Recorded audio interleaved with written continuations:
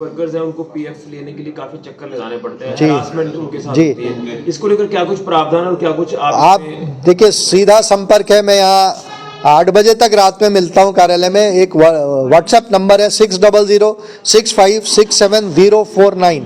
मैं रिपीट करूँगा 6006567049 पे आप डायरेक्टली हमें व्हाट्सएप मैसेज के थ्रू जो भी समस्याएं हमें बताएं। और हरासमेंट का सवाल नहीं होना चाहिए, क्योंकि मैं रात तक बैठ के पर्सनली जो भी इश्यूज आते हैं उनको ऑब्जर्व करता हूँ। आपके नॉलेज में कोई ऐसा है, जानकारी में है, कोई भी वर्कर है, अभी आप मुझे बताएं, उसका विवरण नोट करेंगे हम और उस पर कार्रवाई करेंगे।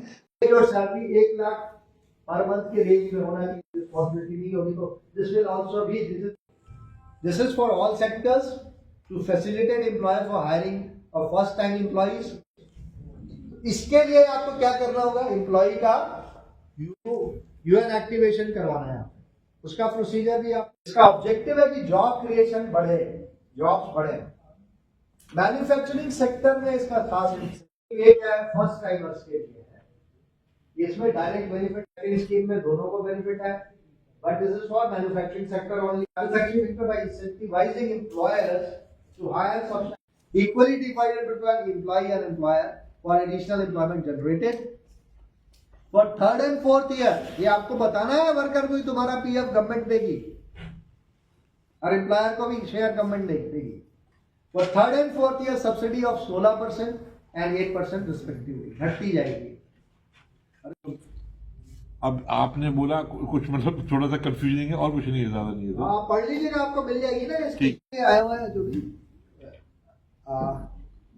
Carry on. और कोई सवाल है? इधर वर्कर्स हैं जो हमारा तो आप एक पॉलिसी बनवा लीजिए ना वहाँ पे कि इनको पीएफ मिल जाएगा। इसके लिए हमने एनएचएम मिशन डायरेक्टर से इनके जो कंट्रोलर है, ये जो आपके कमिश्नर सेक्रेटरी वो करेंगे तो उनको लेटर दे देते हैं। हमने लेटर दिए हुआ है ऐसे। अपनी जो एनएचएम के मिशन डायरेक्टर है ना, उनको बड़ी बार बोला हुआ कि यूनिट का मैनेजमेंट यूनिट का नहीं करता है, तो उसके ऊपर कुछ वो पॉलिसी बनाए। हम भी दे देते हैं ना, है वो आप डिस्कस कर सकते हैं। तो अपने वर्कर्स भी आ सकते हैं, आप भी आ सकते हैं, ठीक है। तो यहाँ पे नहीं होगा, लेकिन वो लेबर सराय में होगा। वो आपने फेज 3 सेट को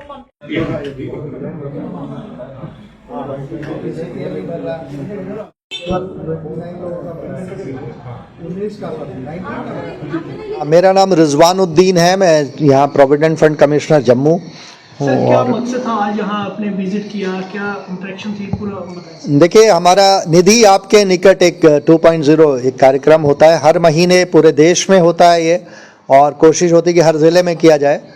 तो इस कार्यक्रम के तहत एक आउटरीच प्रोग्राम क्योंकि होता है तो अवेयरनेस किया जाता है। प्रोविडेंट फंड एक्ट के तहत 3 स्कीम्स हैं, provident fund scheme, pension scheme और इंश्योरेंस स्कीम। इनके बेनिफिट्स के बारे में बताया गया। जैसे कि आपको मालूम होना चाहिए कि कोई भी वर्कर यदि 1 साल तक प्रोविडेंट फंड कटा लेता है और उसके साथ कभी भी कोई घटना हो जाती है तो परिवार को मिनिमम 2.5 लाख का इंश्योरेंस है। और जैसे जैसे पीएफ का क्वांटम बढ़ता जाता है, राशि उनके जमा होती रहती है, अधिकतम राशि इंश्योरेंस की 7 लाख है। और हर वर्कर को एक घटना हुई, जैसे अभी अंजी घट में रिसेंटली, तो वहाँ पे अगर वर्कर की सैलरी 15,000 से कम है तो उन वर्कर्स को जिनकी डेथ हो गई वहाँ पे परिवार को पेंशन का प्रावधान होगा।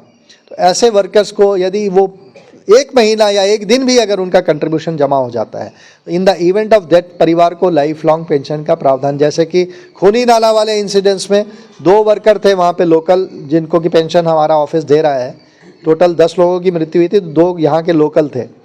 जम्मू पीएफ ऑफिस से दोनों ही परिवारों को लगभग 4,500 पेंशन का क्वांटम है, बच्चों की और विधवा के मिला के। तो ये बेनिफिट दिया जा रहा है। और ये सारा बेनिफिट क्या इंटाइटलमेंट जितने भी वर्कर्स यहाँ पे कार्यरत हैं। अब मैंने देखा कि यहाँ पे कुछ फैब्रिकेटर्स हैं, कुछ और इंडस्ट्री मिनरल्स वाले हैं, जहाँ मुझे शिकायत भी मिली और हमने पाया भी, वेरीफाई भी किया कि सभी वर्कर्स को पीएफ नहीं दिया जा रहा है। तो उन सभी संस्थानों को मैं चेतावनी दूंगा कि आगे बढ़ें और अपने जो वर्कर्स छूट गए हैं उनको आगे बढ़ के तुरंत प्रोविडेंट फंड का मेंबर बनाएं, नहीं तो वैधानिक कार्रवाई उन्हीं सब संस्थानों के विरुद्ध किया जाएगा। आपकी जानकारी में भी कहीं भी कोई वर्कर ऐसा पाया जाता है जिसको पीएफ नहीं दिया जाता है, उसको हम बेनिफिट देंगे। मिनरल यहाँ के जो माइनिंग इंजीनियर हैं, तो मिनरल सेक्टर में भी, माइंस एंड मिनरल्स में जो वर्कर यहाँ कार्यरत है उनके नियोक्ताओं को भी यह आमंत्रित किया गया था। और जहाँ पे अधिक वर्कर हैं उन सभी माइंस से भी हम कोशिश करेंगे कि मेंबर्स इनरोल हों। तो यहाँ पे एक सवाल इससे जुड़ा है कि जी। कुछ वर्कर्स हैं उनको पीएफ लेने के लिए काफी चक्कर लगाने पड़ते हैं, जी। हरासमेंट उनके साथ जी। होती है। इसको लेकर क्या कुछ प्रावधान और क्या कुछ आप देखिए, सीधा संपर्क है, मैं यहाँ 8 बजे तक रात में मिलता हूँ कार्यालय में। एक व्हाट्सएप नंबर है 6006567049।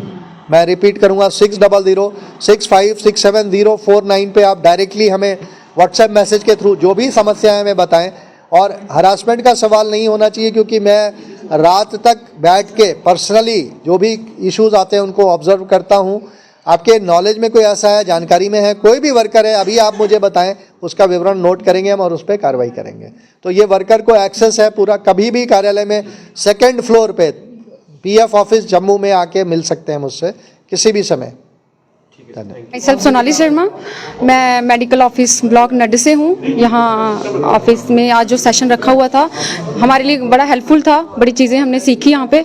सर ने जो भी बताया कि किस तरह से आप एम्प्लॉयज़ को आपने ऐड करना है, उनके यूएन कैसे एक्टिवेट करने हैं, कैसे रजिस्ट्रेशन करनी है। जो भी नए एम्प्लॉयज़ आते हैं, स्पेशली जो इस फाइनेंशियल ईयर में ऐड हुए हैं, उनका सबका 30th से पहले हमने रजिस्ट्रेशन कंप्लीट करनी है।